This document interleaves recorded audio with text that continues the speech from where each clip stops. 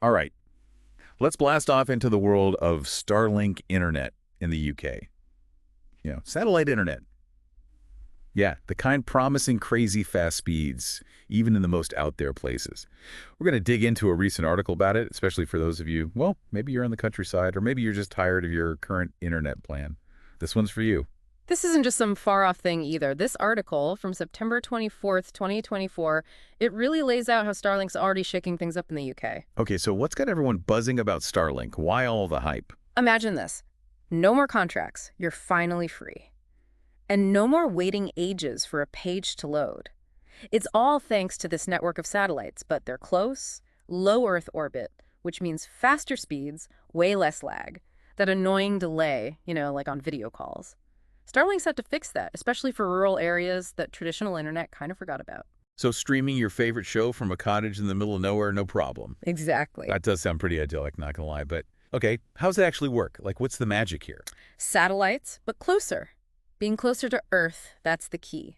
Means faster speeds, less of that lag. Music to my ears. Lag is the worst.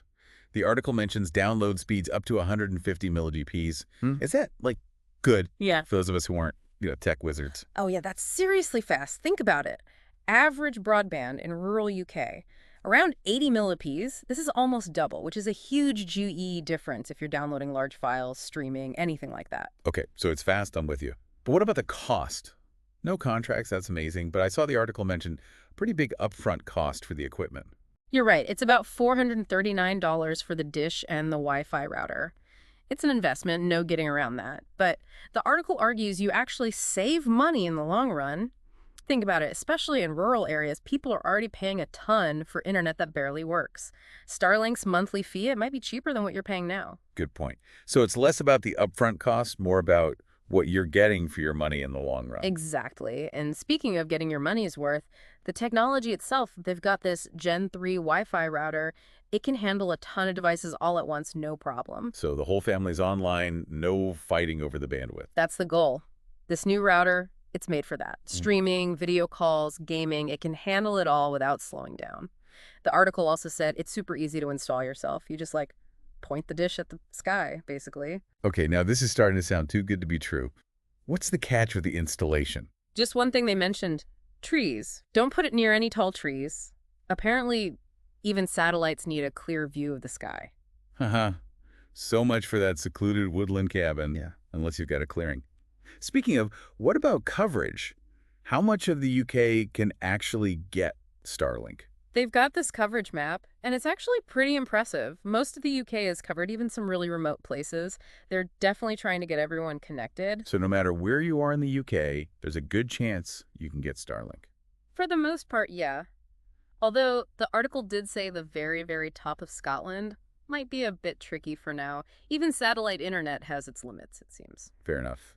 So for those of us lucky enough to be in Starlink's reach, what kind of plans do they have? They've got three main ones, according to the article: standard, business, and RV. Each one's for different needs, different budgets. We'll get into the nitty-gritty later, but they all come with unlimited data.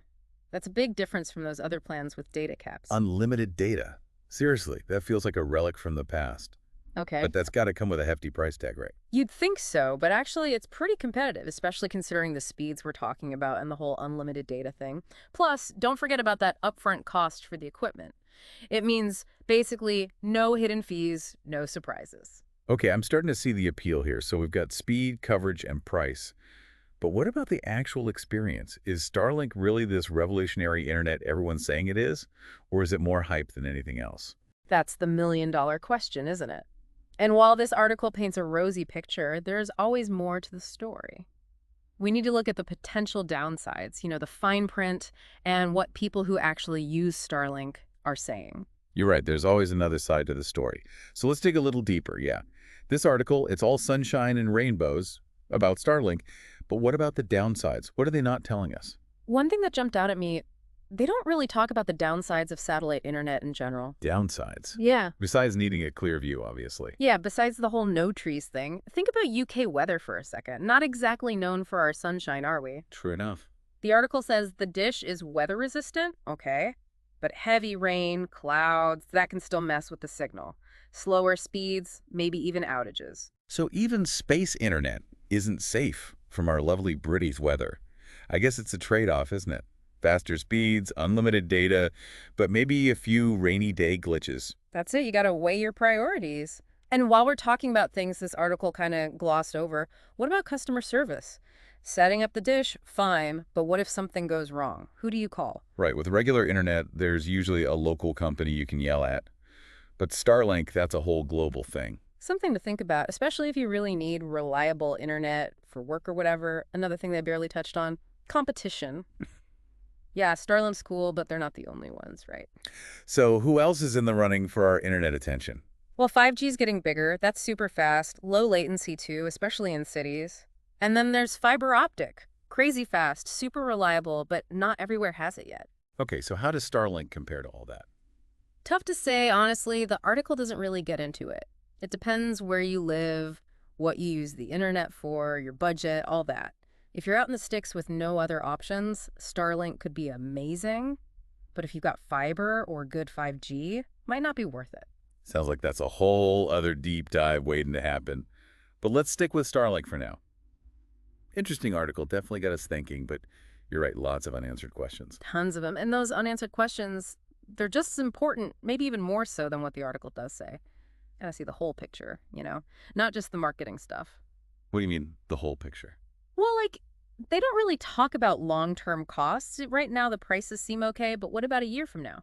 5 years? True, no contracts, that's good, but it also means they can change the price whenever they want. Exactly. And unlimited data, it sounds great until you're stuck with slow internet during peak hours, which some people are saying is happening. Something to keep in mind. So even unlimited has its limits. Gotcha. It's all about knowing what you're signing up for. That's it. And speaking of which, the installation, they say it's easy, but easy for who? What do you mean? Like harder than it looks? Maybe.